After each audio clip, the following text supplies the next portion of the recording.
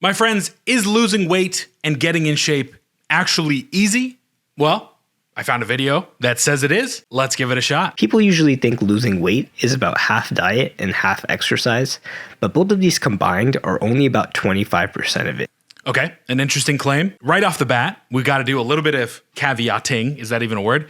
We've got to set some caveats. This is a YouTube video. So at the end of the day, a YouTube video is made to entertain first and foremost, and then educate. So anything in this style, like we can't go over all of the science and the nuance of losing weight and getting in shape in 13 minutes and 21 seconds. So we're gonna cut the video some slack because this is a YouTube video. This is not a science course. This is not a semester-long nutrition class.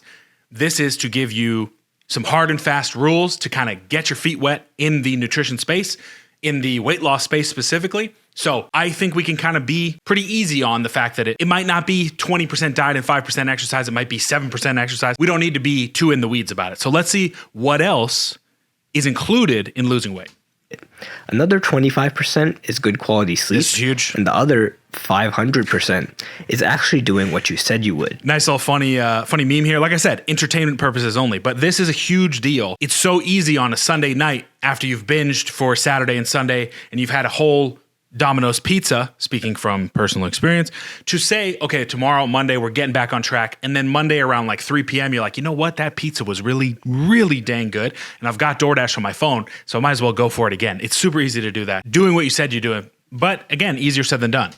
Luckily, if you start a diet right now, there is a way, an easy way, to make it almost impossible to fail. Step 1 is to get inspired. There's always a spark that makes you decide you want to change, and it's usually seeing someone else who's way more fit than you. This is interesting. From personal experience, like I said, I've lost over 80 pounds in my lifetime. I went from 330 down to around 250. Currently, right now, I'm sitting at 310. I've done both things. I've wanted to get bigger to get stronger. I've wanted to get leaner to look better. From personal experience and from the people that I've talked to, the people that really want to stick with a body composition change, inspiration from other people only goes so far. And if we look at the science of motivation, external motivation is powerful at the beginning of a change in habit, but it wanes faster than internal motivation. So if you can create internal motivation out of seeing somebody else, sure, I think that's very powerful. But the idea that I'm overweight and I look at someone who's not overweight and that's going to inspire me to change, I think we're on rocky ground there. Everybody has their own reasons. I think I don't want to be ageist towards the younger population here, but I do think the younger generation of gym goers, this works well for them. But as you begin to age, you realize maybe I need to stay in shape for my blood pressure and so that I can stick around longer. Maybe I'm starting a family. I'm kind of putting my own personal spin on this, but this is an interesting way. Get inspired, I think, is an interesting way to start. Or seeing yourself in a picture. Either way, inspiration is strong, but only ever lasts for a day, and then it's gone. So what you need next, so there you go. It goes away. Is a realistic goal that you can measure. Truth. As well as the time you need to achieve it. Love it. Time, smart goals. By. For example, I'm going to lose 5 pounds by July 1st, and another 5 pounds by August 1st is something you can measure. And it even has a checkpoint to keep you motivated. This is great. I would take it one step further. You cannot just have the goal. You also have to have the sub steps that are going to help you reach that goal. So instead of I'm going to lose 5 pounds by July 1st, that's pretty nebulous. Now we have to say I am going to reduce my calorie intake by 500 by cutting out my morning coffee, Starbucks, every day so that I can get into that calorie restriction. We have to get very granular. We have found the more granular you can get with your goal setting, the better outcomes you're going to find. The more granular you can get within reason, like we don't want to go overemphasize, but the more granular we can get, the better outcomes we're going to get. Then the next thing you need is a detailed and realistic... Dude, I got to stop stepping on my homie. This guy's got it. Detailed and realistic plan that will get you to your goal. The plan might just be to replace your daily breakfast of milk, sugary granola, and I stepped on his line. Sorry, my friend. Peanut butter jelly sandwich with instead a 1-mile jog, followed by a bowl of 15 big strawberries and 3 boiled eggs. Believe it or not, this one change is more than enough for you to lose multiple pounds of fat in just a few weeks. Again, this may differ for human beings. We're not 100% sure, the old 3,000 calories equals 1 pound of fat. Not entirely one-to-one, but YouTube video. But having the plan is not enough. You need to set everything up so that you can easily follow the plan. You have pre-planning, super important. Buy the strawberries and boil the eggs the night before and get your running clothes ready so that when you wake up, the easiest thing to do is to just stick to the plan. If you don't boil the eggs, and you keep buying peanut butter and grape jelly, and you keep putting them at the front of the fridge where it's the first thing you see, then that means you don't actually intend to stick to your diet. You're just looking. I mean, that's an interesting perspective. It could just be that habits are hard to break. And so you can have the best of intentions. Like your idea is, yes, I do want to stick to my diet, but because I'm so used to having peanut butter, jelly, and bread in my fridge or in my pantry, it's become very difficult for me to switch out of that. So I wouldn't necessarily say that if you miss these changes early on that you really don't want to change, but I don't know. Looking forward to that one day when you give in and make your high-calorie breakfast again. If you want to make it easy to eat healthy, then make it hard to eat junk food. Yeah, that's 100%. Of course, that's easy to say, but no matter how much you try to avoid even looking at junk food, you need to expect that there will be hard times. This is huge. I think people don't understand how difficult it is to actually substitute. Like everybody on Instagram or on TikTok with diet advice is just like, oh, substitute this for this. Cool. But we are living in a world, a food environment right now where scientists who worked in the nicotine laboratories understanding addictive properties of nicotine have now moved into the food laboratories and are working to create highly palatable, hyper-processed foods because they want to make money. This is the capitalist society we live in. Love it or hate it, we are in it. And their goal, Skippy Peanut Butter's goal, is to make the most money possible. And the way they do that is to create hyper-palatable, hyper-satiated or unsatiating foods that are going to keep you coming back. So you're fighting against huge industries. So you got to understand it's going to be difficult. Like when you accidentally trip and fall face first into a booth at IHOP, you see that every item is over 1,000 calories, and you get the temptation to say 5 of the most dangerous words in diet history. You can pick from any of the following options. A. One cheat meal won't hurt. B. I'll actually start dieting tomorrow. C. I just won't eat later. Or D. Maybe I'll just start Actually, bulking. D is my favorite. I love a good bulk. And it's times like this when you need willpower, which is the ability to tell yourself no. You can build up your willpower by anticipating all the excuses you're going to make and practicing saying no to all of them. You can even practice walking away from bad choices, but keep in mind that willpower isn't infinite, so you can't always rely on it. Yeah, this is interesting because there's been a lot of research into this in the past couple of years. There's this idea that in some diet circles where you want to set it up so that you never have to lean on willpower ever. You don't ever buy the foods, you don't ever come in contact with the food, so you don't ever have to make a choice. But I think that it's almost impossible in a developed country where the food environment is as crazy as it is right now to say that you're never going to need to lean on willpower. So the idea, practicing willpower is still important. You're better off just avoiding the temptation in the first place. Finally, the real cheat code to motivation is doing something for so long that it becomes a habit. If you can get to the point where you wake up and automatically go outside for a jog, and you automatically reach for the strawberries and boiled eggs, then the plan becomes 100 times easier to follow, and it will keep getting easier every day you do it. Eventually, you might even start to like eating healthy and exercising. Oh, this is a very, very interesting point. You'll find yourself actually, because it's so habitual, the activities that you have started to do, you will find yourself actually programmed to want to do those things. This is a real thing. This is a real thing. At which point, like for many other people, it's no longer a lifestyle choice, but instead your entire personality. And this is why marathon runners are so annoying because they force themselves to get into this. I'm not going to say guarantee, but I'd say like a good 80% of people who run marathons now hated running and forced themselves to start running, and then it became their entire life. You can put that on almost any physical activity. People that do jujitsu, people that play pickleball, it becomes their thing, which is great because it is overall good for their health. But, that's why vegans, same thing. Goal. Anyway, let's move on to the basics here we're getting of fat the meat and loss. potatoes. There's no real accurate way to track it besides progress pictures and weighing yourself once a week. Love that. Don't weigh yourself. Don't weigh yourself every day if weight is something that can really negatively impact you.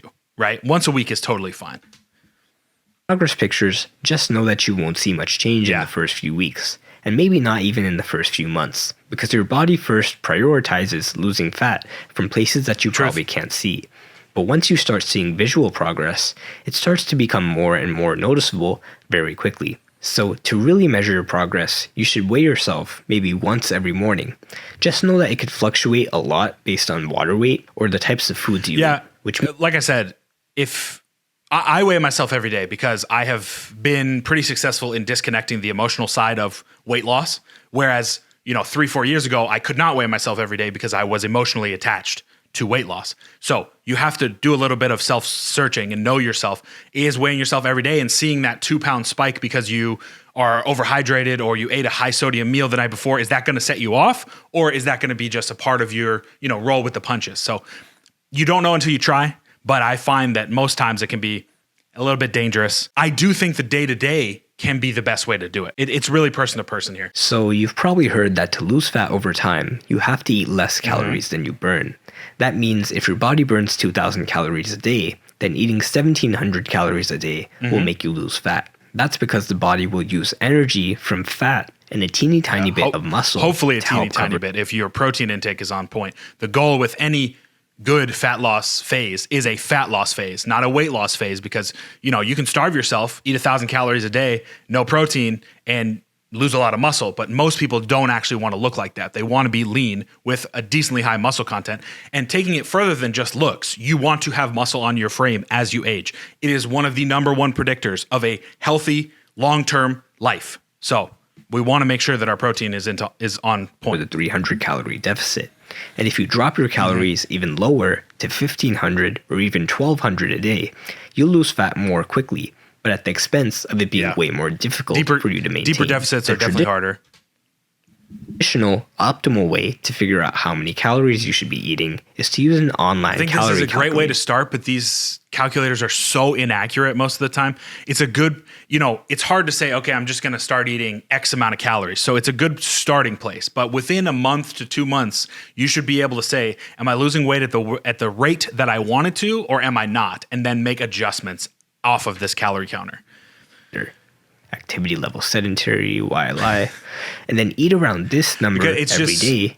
It's an algorithm, right? But humans are not algorithms. They are individuals, and there's a lot of differences in metabolism. So it's a great starting point, but you gotta still be active with it. To lose weight. But it's worth noting that this number can be way off. I gotta stop stepping on this. Everyone has a different metabolism, and it can especially be off for people with hormonal problems.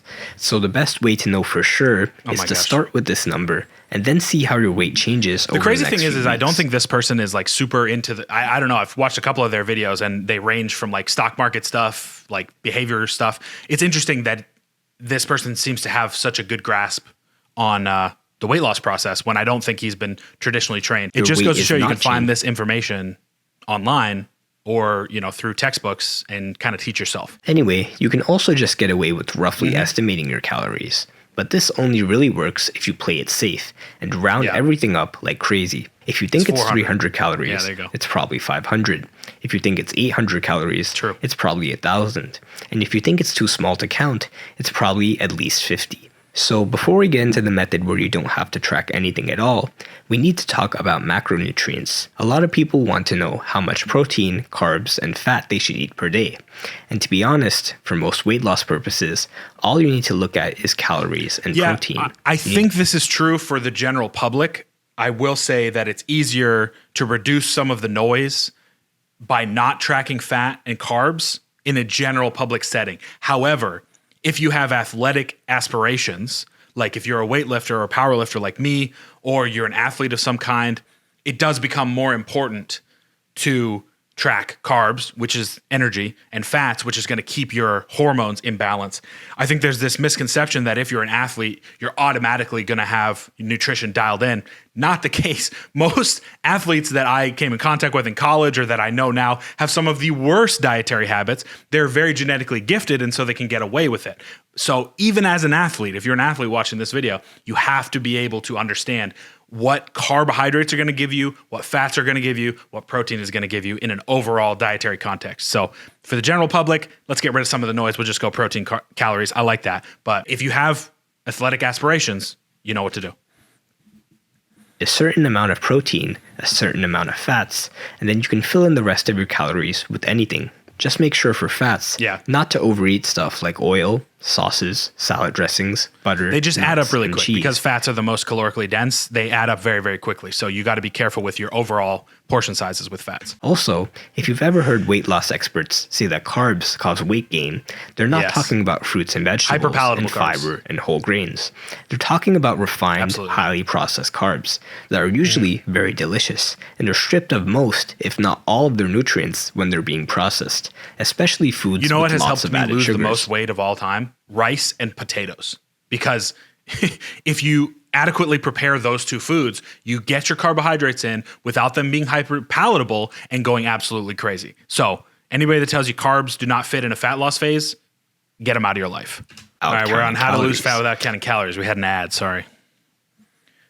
The number one trick is to just start slowly eating more minimally processed foods, avoiding junk, chips, sugary desserts, stuff with lots of refined carbs, instead swapping that out for fruits, vegetables, lean dairy, lean protein, healthy fats, and whole grains. You do not understand how difficult it is to overeat a diet that is 80 to 85 to 90% minimally processed food.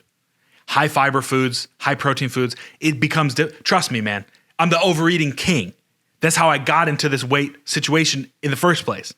Your boy can eat. And even I have trouble if my diet is on point with these types of foods, overeating. So you just don't know how easy it is to eat hyper-processed foods and how hard it is to overeat these types of foods. You'll find that these foods are so filling and nutritious that you can eat in a calorie deficit every single day without having to feel that hungry. If you don't believe me, this is 200 calories of Oreos, and this is 200 calories of strawberries. I challenge you to eat 200 calories of strawberries and not want to stop halfway through. I challenge you. Here are some more tips. Number 1, start drinking lots of water. Truth. Water is very filling, and half of the time when you're hungry, a quick drink of water will get rid of the feeling. Dude, one of my favorite things that I've ever tweeted is, are you really hungry or are you just dehydrated? Just keep a big water bottle next to you, and you'll never forget. This will also prevent you from craving high-calorie drinks like soda, juice, bubble tea, and milkshakes. Number 2, if you keep saying, today doesn't count, the real diet starts tomorrow, then it'll never start. Number 3, avoid liquid calories. Yes. It's way easier to drink lots of calories in the form of sugary drinks. Dude, you want to know the number one thing that I do with my weight gain clients is I get them on liquid calories because it is so much easier to get calories in that way than to eat them from solid food. Put that into perspective with the opposite side of things. When you're trying to lose weight, get them out of here, man. Water. Sparkling water, low calorie sweeteners if you can't taste water. Like, dude, no more liquid calories. You will be so good. In fact, if you're a male, what drives my wife crazy is that I can cut out liquid calories and I'm down 10 pounds in like a week and a half. So get them out of here. 4, low fat shredded cheese, keto bread, cauliflower rice, egg whites, and even peanut butter powder are low calorie swaps you can make. Yeah. Number 5, you can make healthy meals like this and this. Tastes good with 0 calorie condiments. This right here, if you take away one thing from this video or the video I'm making right now, 0 calorie sauces and sweeteners will save your life. Sriracha, Sriracha has helped truly. When I look back on what helped me lose weight, Sriracha, number 1. I'm telling you. And spices and sauces and 0 calorie sweeteners. But don't overuse them because in general, the tastier your food is, the more cravings you'll get for tasty food. This is a good note. I don't know if you can see that. In the US, anything under 5 calories can be labeled as 0. So you got to keep that in mind. A serving size that's 0 might be 5 calories. So if you do 3 serving sizes, you might be at 15. Not going to be a huge deal unless you're really, really dieted down, but something to keep in mind. Number 6, use 0 calorie diet sodas to your advantage if you have sweet cravings. Truth. Number 7, these are some examples of high volume, high fiber foods that fill up your stomach but are low calorie. Raspberries. Number 8, eat around 3 to 5 meals a day, since it helps you avoid long periods of feeling hungry. Yep. And it's usually easy to fit into your lifestyle. One big meal a day might also work, but people tend to give up on that diet very quickly. Number 9. Again, another individual difference that you have to come to terms with. I'm a multi-meal throughout the day type of guy. I know people that do really well with one huge meal. You've got to figure out what works best for you. Save your biggest meals for times when you tend to get the hungriest. Oh, yeah. Number 10. Many people find it easy to be in a calorie deficit when doing intermittent fasting. It involves only giving yourself a 4 to 8 hour window to eat, and then not eating the rest of the day. It might sound hard, but just know that when you don't eat, you won't just be constantly hungry. Hunger comes and goes in waves. So if you just wait a little bit, the hunger goes away. I found intermittent fasting to be pretty hit or miss. I mean, like I said, some people really, really thrive on it, and some people, because they're so hungry in their fasting window, they absolutely go buck wild in their feeding window and lose all semblance of a calorie deficit.